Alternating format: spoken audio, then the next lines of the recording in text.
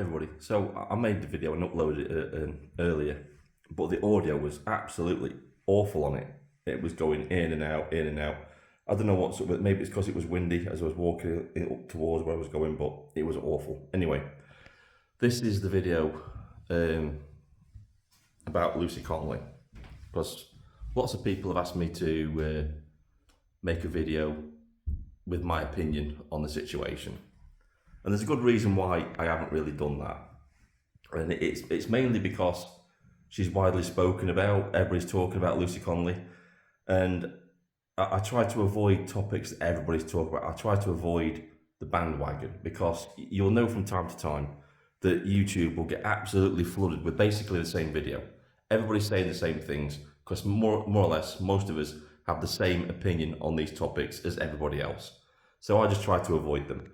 Lots of people are talking about Lucy Cornelly. There's not really much need for me to talk about, really. I sympathise with her case, with her plight and her situation. I really do. I wish she'd won her appeal. I wish she'd gone home to her family and all that sort of stuff. It's nothing to do with me having anything against Lucy Cornelly. It's simply because everybody has been talking about her. And the issues I've got surrounding her cases has nothing to do with Lucy Cornelly.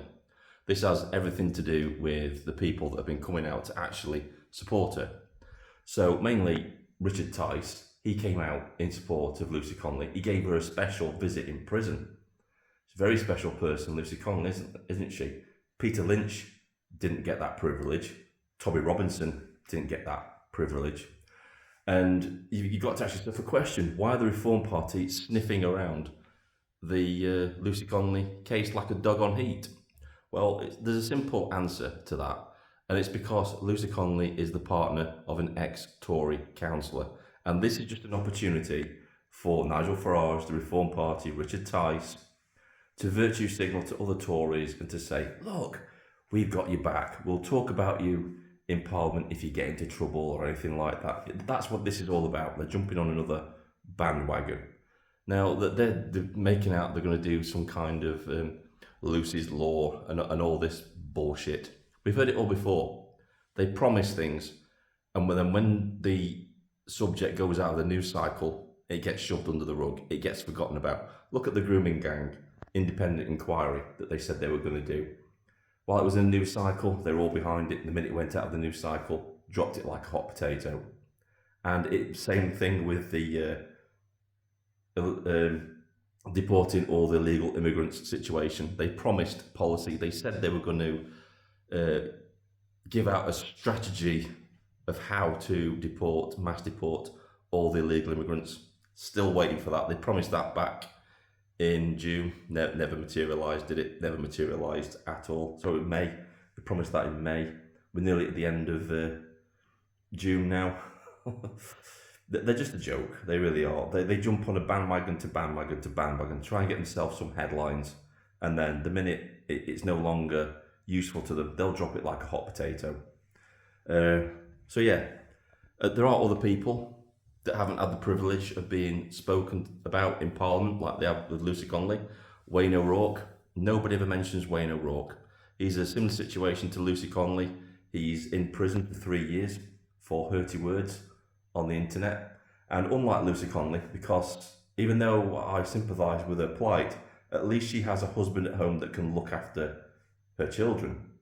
Wayne O'Rourke, on the other hand, was the sole carer for his wife, and he's in prison now for 3 years, and so she now has nobody to care for her.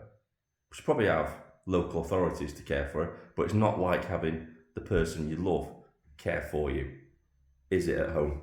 None of these people should be in prison. Lucy Cornelly should be in prison. Wayne O'Rourke shouldn't have been in prison. Peter Lynch shouldn't have been in prison. Tommy Robinson shouldn't have been in prison. They were all political prisoners, every single one of them. But why is Lucy Cornelly being treated differently? Why is she being treated as the darling of the so-called right wing? Well, it's because she's not one of that lot. Wayne O'Rourke, Tommy Robinson, Peter Lynch, they're one of that lot. And do we really want a party in government that will only speak up for people's free speech on the caveat that you agree with their politics or they agree with your politics. Don't you think we should have a party in government that comes out and speaks up for everybody's right for free speech and free expression, not just people they agree with or agree with who agree with them and their politics? Something for everybody to think about, isn't it? Anyway, that's the reason I haven't spoken about Lucy Cornelly or her case. It's simply because she's high profile and she's literally getting all the support and help that she needs already. She doesn't need me to speak about it on this channel. She's got the Free Speech Union. She's got high-level barristers and all that kind of stuff in her corner fighting for her cause. And I hope she gets out, I really do. But there are other people in prison right now who don't have that. Something for you all to think about.